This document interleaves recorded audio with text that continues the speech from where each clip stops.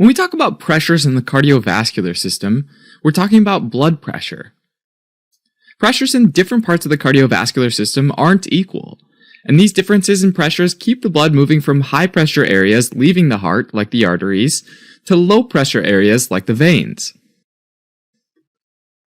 Actually though, the pressure curve looks a little more like this, and fluctuates in the arteries depending on what part of the cardiac cycle it's in. These peaks correspond to systole, and these low points correspond to diastole. That being said though, this original line is the average of these fluctuations, or the mean arterial pressure, sometimes just shortened to MAP. Now, since systole takes up about a third of a single cardiac cycle, and diastole takes up the remaining 2/3 of the cycle, we can calculate the mean arterial pressure at any time by the equation mean arterial pressure equals 1/3 times the systolic blood pressure plus 2/3 times the diastolic blood pressure. So, for example, if the systolic blood pressure is 120 millimeters of mercury, which is the unit we use for blood pressure, and the diastolic blood pressure is 80 millimeters of mercury, plugging the numbers in, this becomes 1/3 times 120 plus 2/3 times 80, or a mean arterial pressure of roughly 93 millimeters of mercury. Another value we can look at is the pulse pressure, which is the difference between the systolic and the diastolic blood pressure. In this scenario, the pulse pressure would be 120 minus 80, or 40 millimeters of mercury. If we do a little rearranging to this equation, we get systolic blood pressure equals diastolic blood pressure plus pulse pressure. And then substituting that into our last equation, we get mean arterial pressure equals 1/3 times the quantity, diastolic blood pressure plus pulse pressure, plus 2/3 the diastolic blood pressure. And then after distributing, we get the equation mean arterial pressure equals diastolic blood pressure plus 1/3 the pulse pressure.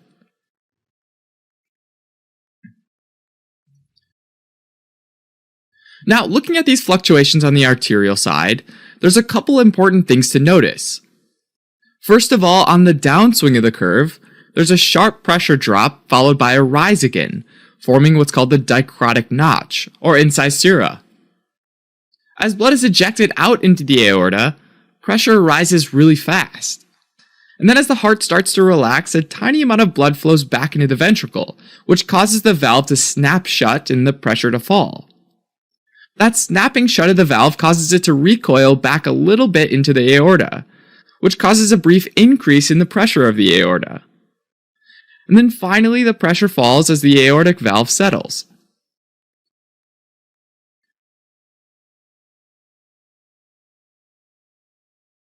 A second interesting thing to notice is that the pulse pressure in the large arteries downstream of the aorta is larger than in the aorta itself. There are a couple of reasons why this happens. One is that the pressure wave from the contraction of the heart travels a tiny bit faster than the blood itself. To help kind of understand this idea, think of the molecules and cells in the blood like Newton's cradle. And while they move together, they bump into each other and end up transmitting that pressure wave faster than the group can move as a whole, meaning that that pressure wave actually ends up adding to the pressure downstream, therefore making the pressure higher in the large arteries. A second reason is that the pressure waves bounce off branch points in the arteries, which cause them to reflect back and increase the pressure in the arteries even more.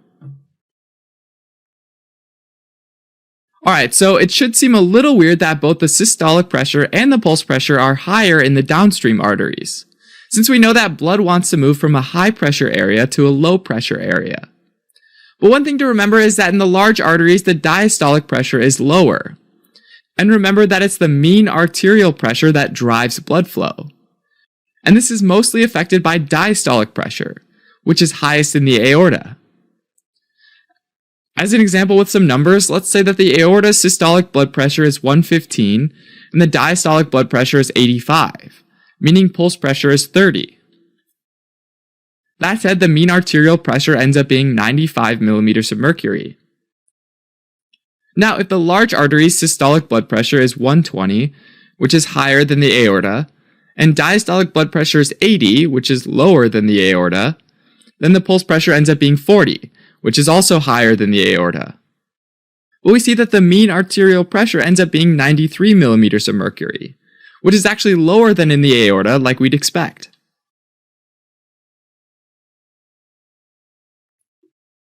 Alright, so as we move out of the arterial tree, the pressure gets lower and lower as the arteries branch out into smaller and smaller arteries, and then arterioles and then capillaries. As those vessels branch into smaller and smaller arterioles, resistance goes up.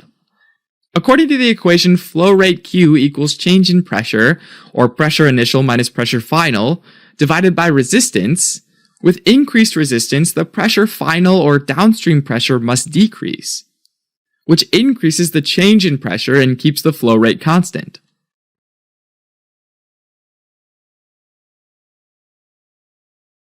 Across the capillaries, the pressure drops from 30 to 10 millimeters of mercury.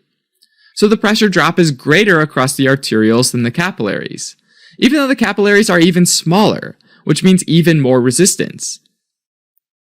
The pressure drop here is less though because there are so many capillaries that run in parallel to one another, and that helps to reduce the total resistance, since total resistance for vessels in parallel is less than the resistance in any one individual vessel. After the capillaries, blood goes into the venules and then the larger veins. At this point, the pressure drops aren't very big at all, because the blood vessels have a larger and larger radius and have a high compliance, and can expand to hold more blood. Finally, blood makes it to the vena cava, and pressure is roughly 4 millimeters of mercury, and the right atrial pressure is around 2 millimeters of mercury. Even though there are only small differences in pressure, it's still enough to move blood back to the heart, even when it's going against gravity. Now, various clinical situations can cause pressures in the system to go up or down, and that affects all of the downstream pressures as well. As an example, let's take a closer look at the normal aortic pressure curve, and then two situations that often alter aortic pressures. The first is arteriosclerosis, which is a chronic condition where the arteries become stiff and less compliant, kind of like a rubber hose turning into a lead pipe over time. The baseline diastolic pressure usually doesn't change, but the extra volume of blood that exerts pressure on the walls during systole results in enormous increases in systolic pressure because the walls are so stiff. The high systolic pressure with the unchanged diastolic pressure means that there's also an increased pulse pressure, and therefore an increased mean arterial pressure. The second example is aortic stenosis, which is a narrowing of the aortic valve which increases its resistance. With increased resistance, the change in pressure must also increase, which means there's a decrease in the pressure after the valve, or the final pressure. The diastolic pressure again remains unchanged, but there's a decreased systolic pressure, decreased pulse pressure, and therefore decreased mean arterial pressure. Alright, so this whole bit that we just talked about is the systemic circulation. But once blood gets to the right atrium, it enters into the right ventricle and the pulmonary circulation. So here in the pulmonary arteries, the pressure is 25 millimeters of mercury during systole and 8 millimeters of mercury during diastole, which means that the mean arterial pressure in the pulmonary artery is 25 times 1/3 plus 8 times 2/3 equals 14 millimeters of mercury. That pressure drops to about 10 millimeters of mercury in the capillaries, to 8 millimeters of mercury in the pulmonary vein, and then 2 to 5 millimeters of mercury in the left atrium. Alright, as a quick recap. Vascular pressures drive blood flow because the blood always wants to move from high pressure to lower pressure.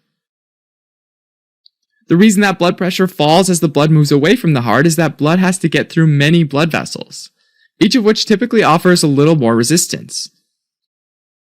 In the arteries, there are also pulsations or pressure fluctuations, and they get larger in the downstream arteries and then disappear in the arterioles.